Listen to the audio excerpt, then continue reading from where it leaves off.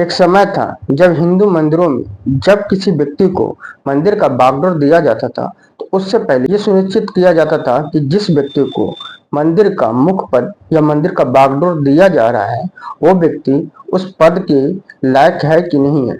ये भी सुनिश्चित किया जाता था कि जिस व्यक्ति के ऊपर पूरे मंदिर का दायित्व होने वाला है, उसकी आस्था भगवान के प्रति या उस मंदिर के प्रति कितना है। क्या उसके देख-रेख में या उसको पद धारण करने के बाद जो मंदिर का दायित्व है, जो मंदिर की परंपरा है, जो भगवान की प्रतिष्ठा है, वो प्रॉपर हो पाएगा कि नहीं हो पाएगा। ये सारी चीजें देखने के बाद ही किसी व्यक्ति को मंदिर का मुख्य पद दिया जाता था। ऐसा नहीं था कि सिर्फ एक ही व्यक्ति होता था। मंदिर के मुख्य पद के लिए बहुत सारे लोग होते थे, बहुत सारे भक्त होते थे, लेकिन वो पद सिर्फ उसी व्यक्ति को मिलता था, उसी भक्त को मिलता था जिसका पूरा समर्पण उस मंदिर और उस मंदिर में रखे हुए देवता के प्रति होता था। पद देने से पहले यह भी सुनिश्चित किया जाता था कि पद देने के बाद उसकी अगुवाई में ये इस मंदिर का जो भगवान है, इसकी जो परंपरा है, जो पूजा पद्धति है, उसका प्रचार प्रसार प्रॉपर तरीके से हो पाएगा और जो मंदिर की प्रतिष्ठा है उसका भी पालन किया जाएगा। आज के डेट में मंदिर को आस्था, भक्त और भगवान को दरकिनार कर मंदिर को सिर्फ एक प्रॉफिट के तौर पे देखा जाने लगा है। मंदिर को लूटने की प्रक्रिया आज से नहीं, वर्षों से चला आ रहा है। पहले मंदिरों को मुगल आक्रांताओं द्वारा लूटा गया, फिर ब्रिटिश साम्राज्य में मंदिरों को लूटा गया और आज की डेट में पॉलिटिशियंस के द्वारा मंदिरों को लूटा जा रहा है। आज की डेट में पॉलिटिशियंस मंदिर के पैसे, गोल्ड और प्रॉपर्टी को मैनेज करने के नाम पे लूटता जा रहा है। इंडिया में जितने भी मंदिर हैं, ऑलमोस्ट सभी बड़े मंदिर स्टेट गवर्नमेंट के अंदर आता है।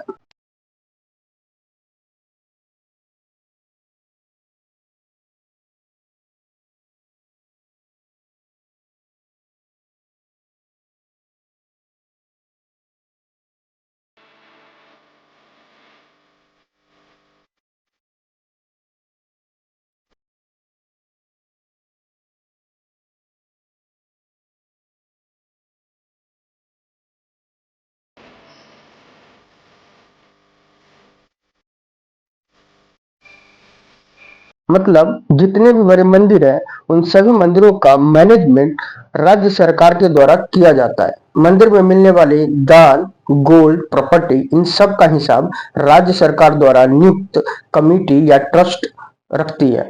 हर बड़े मंदिर के अंदर राज्य सरकार द्वारा एक कमेटी या ट्रस्ट बनाया जाता है और उस ट्रस्ट का काम होता है मंदिर में मिलने वाले दान और उसकी जो प्रॉपर्टी होती है, चाहे वो मंदिर हो या मंदिर की अन्य प्रॉपर्टी हो, उनका देखभाल करना, उसका रख रखाव करना और साथ ही उस मंदिर की जो भी कर्मचारी है, जो प्रसाद है, जो सिक्योरिटी है, इन सभी का ध्यान रखना। मंदिरों पे राज्य सरकार के अस्तित्व से पहले ऑलमोस्ट सभी बड़े मंदिरों पे ईस्ट इंडिया कंपनी का अधिकार था, आधिपत्य था और उस समय ईस्ट इंडिया कंपनी ही मंदिरों का संचालन करती थी, जैसे कि आजकल राज्य सरकार करती है। 16वीं शताब्दी में जब ईस्ट इंडिया कंपनी भारत आई थी, तो वो सिर्फ मसालों का व्यापार करने आई थी।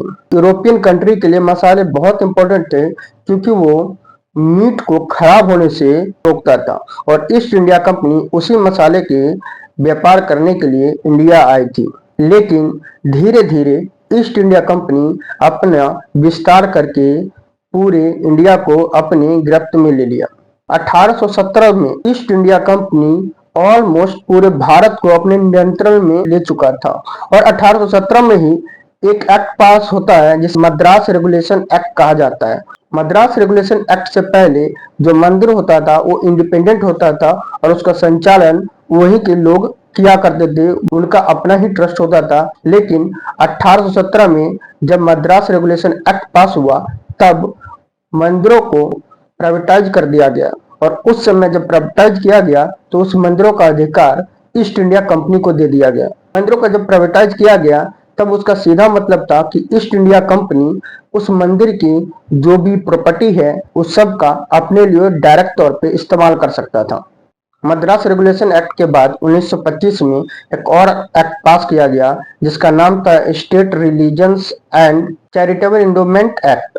इस एक्ट के पारित होने के बाद, इस एक्ट के लाने के बाद जितने भी मंदिर थे, ऑलमोस्ट सभी मुख्य मंदिर या जो भी बड़े मंदिर थे उन सभी मंदिरों को स्टेट गवर्नमेंट के अधीन कर दिया गया, यानी कि उन सभी मंदिरों का रख रखाव, देखभाल और उनकी प्रॉपर्टी की सुरक्षा की जिम्मेदारी स्टेट गवर्नमेंट को दे दिया गया। 1925 में इस एक्ट के पास होने के बाद स्टेट गवर्नमेंट, राज्य सरकार मंदिर के देखभाल के लिए, उसके प्रॉपर्टी के देखभाल के लिए एक टेम्पल डेवलपमेंट बोर्ड बनाता है और उस बोर्ड के अंदर चेयरमैन और वाइस चेयरमैन को नियुक्त करता है। साथ ही मंदिर के लिए आवश्यक अन्य एम्प्लॉय को भी हायर करता है, जैसे पुजारी, माली, सिक्योरिटी गार्ड, कुक और जितने भी आवश्यक चीजें हैं जो मंदिर को संचालन के लिए जरूरत है, उन सभी को हायर करता है। टेम्पल डेवलपमेंट बोर्ड में शामिल लोगों का मुख्य काम मंदिर में होने वाले जो भी प्रक्रिया है वो प्रॉपर तरीके से हो रहा है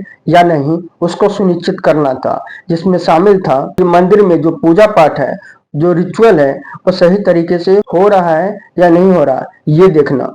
इसके साथ ही मंदिर का डेवलप करना और उसके मेंटेनेंस का भी ध्यान रखना बोर्ड मेंबर का काम था। इसके अलावा मंदिर को जो दान से मिले प्रॉपर्टी है या मंदिर का जो अपना प्रॉपर्टी है उस सब का सिक्योर करना भी, उसको सिक्योर रखना भी बोर्ड मेंबर का काम था। मंदिर में जो भी श्रद्धालु आते हैं, जो तीर्थयात्री आते हैं भगवान के दर्शन के लिए, उसके लिए प्रॉपर रास्ते होने चाहिए, उनके लिए प्रॉपर पानी और खाने की व्यवस्था हो, ये सारी चीजें सुनिश्चित करना भी बोर्ड मेंबर का काम था। साथ ही मंदिर में मिलने वाले जो प्रसाद है उस प्रसाद की स्वच्छता का भी ध्यान रखना बोर्ड मेंबर का ही काम था।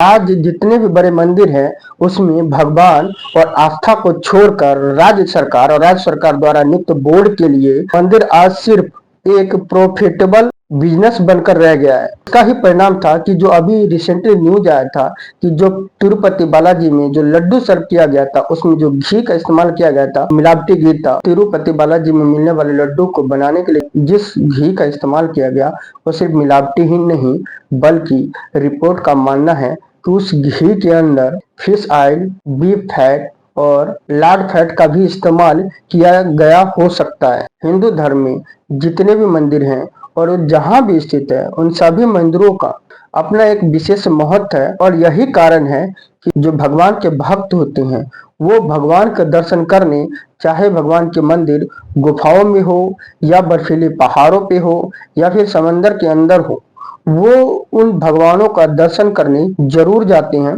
तिरुपति मंदिर भगवान विष्णु का मंदिर है जिसमें भगवान विष्णु श्री वेंकटेश्वर स्वामी के रूप में विराजमान हैं। पुराणों के अनुसार तिरुमाला को आदिवरा क्षेत्र माना जाता है। माना जाता है कि हिरण्याक्ष को मारने के बाद आदिवरा इस पहाड़ी पे विराजमान हुए थे। इसके अलावा मानता है कि जब भगवान विष्णु श्रीनिवास के रूप में मानव रूप धारण किया था तब मां लक्ष्मी की तलाश में बैकुंठ छोड़कर तिरुमाला में शेषचलम पहाड़ियों पर आकर ही तपस्या में लीन हो गए थे।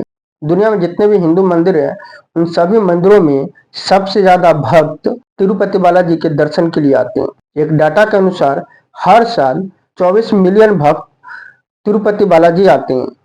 तिरुपति बालाजी में हर रोज 60,000 तक भक्त आते हैं और जब स्पेशल ओकेशन होता है उस समय भक्त की संख्या 60,000 से बढ़कर 1 लाख तक हो जाता है। 2024 के डाटा के अनुसार अगर तिरुपति बालाजी का जो प्रॉपर्टी है, जो गोल्ड है और जो कैश है, उन सब को मिला दे तो जो तिरुपति बालाजी का नेट वर्थ है वो 36 बिलियन डॉलर है। और इस अमाउंट के साथ तिरुपति बालाजी दुनिया का सबसे रिचेस्ट टेम्पल है।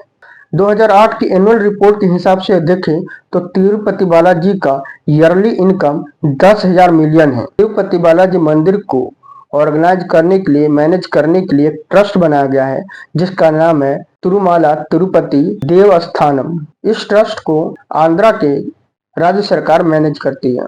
टीटीडी की स्थापना 1932 में किया गया था। 7 मेंबर वाले इस कमेटी को, इस ट्रस्ट को गवर्नमेंट द्वारा सैलरी देकर अपॉइंट किया जाता था। टीटीडी में 2 कमेटी होती है। पहला जो मंदिर के संचालन के लिए आवश्यक चीजों का ध्यान रखती है। पहला जो मंदिर के संचालन के लिए आवश्यक चीजों को देखती है, जैसे पुजारी, प्रसाद और पूजा से संबंधित चीजों को देखने का कार्य करता है। दूसरा जो मंदिर के प्रॉपर्टी और उसमें मिलने वाले जो धन है उसका देखरेख करती है। स्टेट गवर्नमेंट द्वारा स्थापित टीटीडी कमेटी के अंदर मंदिर के ऑलमोस्ट सभी विभाग आते हैं, जैसे परिवहन विभाग, जल उत्पाद विभाग, खाद्य विभाग, सड़क और यातायात विभाग, अकाउंटेंट, प्रसाद बनाने और वितरण करने वाला विभाग, social welfare, information technology, education विभाग, हॉस्पिटल्स। तिरुपति मंदिर और टीटीडी ट्रस्ट की बात करें तो टीटीडी ट्रस्ट में टोटल 16,000 कर्मचारी काम करते हैं। इसके अलावा तिरुपति मंदिर में जो दान मिलता है उससे काफी सारी चीजें चलाई जाती है, जिसमें शामिल है एजुकेशन और हॉस्पिटल। तिरुपति बालाजी ट्रस्ट द्वारा लगभग 11 स्कूल और कॉलेज चलाए जाते हैं, जबकि 4 हॉस्पिटल। इसके अलावा तिरुपति बालाजी का अपना एक मीडिया एंड पब्लिकेशन हाउस है, जिसका नाम है श्री वेंकटेश्वर भक्ति चैनल। हिंदू धर्म में जितने भी मंदिर है उन सभी मंदिरों का हिंदू भक्तगण एक न एक बार दर्शन जरूर करने जाते हैं या दर्शन करने की इच्छा जरूर रखते हैं। ऐसे में उनकी आस्था का ख्याल रखते हुए जो भी मंदिर है और उसके अंदर जो भी कमेटी है उनका पूरा ध्यान होना चाहिए कि जो प्रसाद बन रहा है, जो भी रिचुअल है वो प्रॉपर, शुद्ध और पवित्र हो।